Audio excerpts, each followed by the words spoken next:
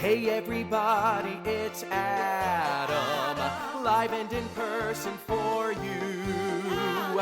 Hey everybody, it's Adam, wonder who he'll interview. CallMeAdam.com. Hey everyone, it's Call Me Adam, and we are here live at the newest hotspot in Harlem, Sugar Monk, with its owners, Simone and Ektoras. And we are gonna talk about the start of the bar. The bar officially opens June 16th, and we're located at 123rd Street and Frederick Douglass Blvd. I've already had a little bit to drink, so excuse me.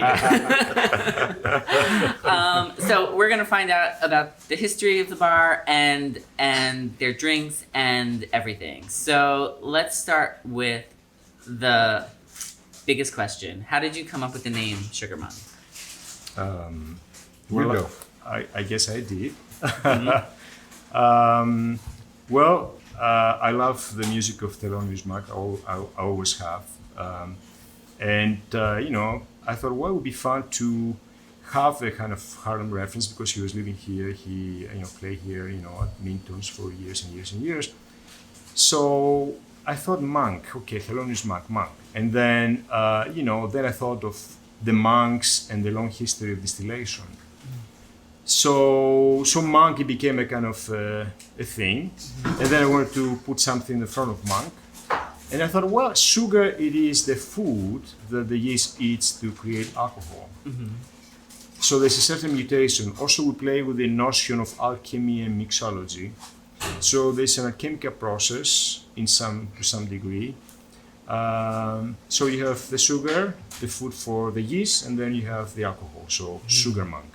And now I do want to show the menu because it is like it's a novel of drinks. You will not go thirsty here. There are so many drinks, and each section is its own chapter. Yeah. So and each chapter correlates to a little bit of the history. Mm-hmm. And one signature thing, I don't know if you can see it, I'm going to hold it up a little closer, but every chapter that is in this book, the last drink on every page correlates to the title of the chapter. Precisely. And they have low alcohol drinks, they have high alcohol drinks, they have no alcohol drinks, but so far everything is delicious. I have the Blue Moon, which is one of their low alcohol drinks, and it is so good tasting. I mean, I'm not a big drinker, so for me this is like the perfect drink. Do you want to tell them a little bit about like what this drink would entail? Of course. It's made with Singani. Singani 63, which is a Bolivian pisco. There is a Japanese liqueur called umetsu, made from little umes. Ume is a plum. It's a kind of little tiny plum, very sweet.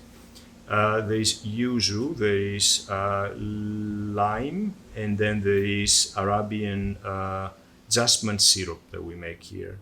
And it's important to use Arabian jasmine because it's very potent, has a very different kind of flavor than any other jasmine. And egg whites. So it's essentially a pisco sour with a twist, you can say. It's very good tasting, and it's very smooth. Drinking.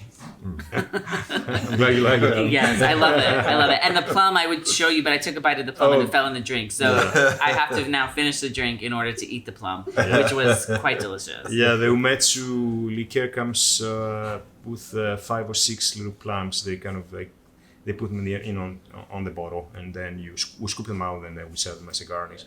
And they're really delicious. Oh my God, that's amazing. Very special, yeah. And then this is one of their non-alcoholic drinks. Yeah. What's the name of this one now? It's called... do you know Smith? No. It's called Balou Bolivar. Balou Bolivar, It's a that's name, it's a composition by Thelonious Monk.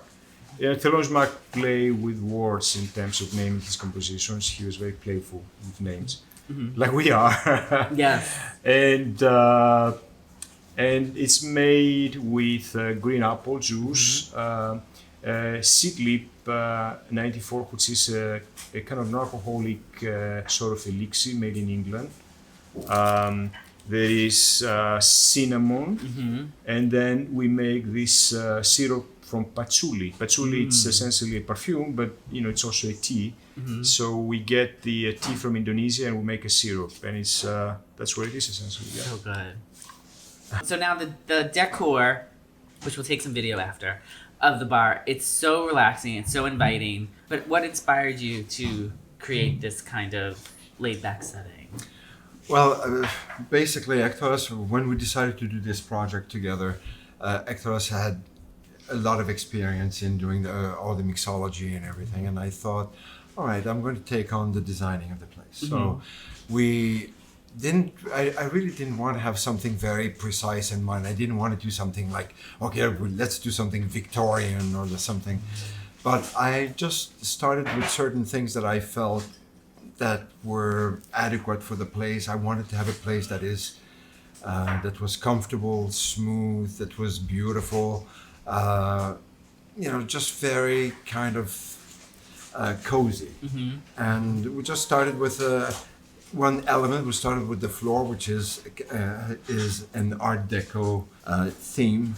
Yes. And then from then, we started thinking of velvet and thinking of murals and but without really thinking that there was an era involved. I think it ends up having a little bit of a 20s, 30s feeling to it, with a kind of a modern twist. But it was a very small space when we got it, and it was a little scary how small it was. So we decided to make a wall, fill the wall with mirrors to expand the place, and we have a large mural so that you will see later on that it's a jungle mural. So basically it invites you, it gives depth and perspective to the place. So with both of them together, the mirror and the murals, it just feels like a bigger place. But most of all, we wanted to have a place that is easy, comfortable, that you can listen to music, that you can, when you go with friends, that you're able to chat, have a nice conversation, interesting conversation, and something that is missing in the area, something that, because I hear all the time, oh, I love this place, but it's so loud, we couldn't talk. So this is the place. This is the place for people who want to have a little chat, enjoy a great cocktail. Well, I think you're achieving that. I can say upon walking in, it's a very welcoming space. You walk in and you just feel like you can leave the hustle and bustle of the city behind and just have a great time with your friends.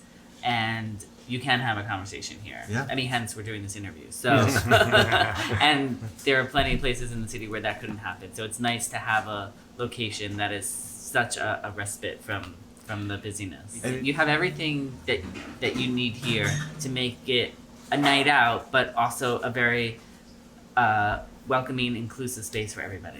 Yeah, that was the aim. So, to me, there are 3 points that are very important in a place. I think in a place that is successful, there is obviously the product, the mixology, which is, I mean, I'm a little partial, but I think that it's really quite amazing, quite unique. There's the decor and the environment, to me, that is really, really also as important. And there is the service. There's people who work here. It's not just us, it's everybody who works with us.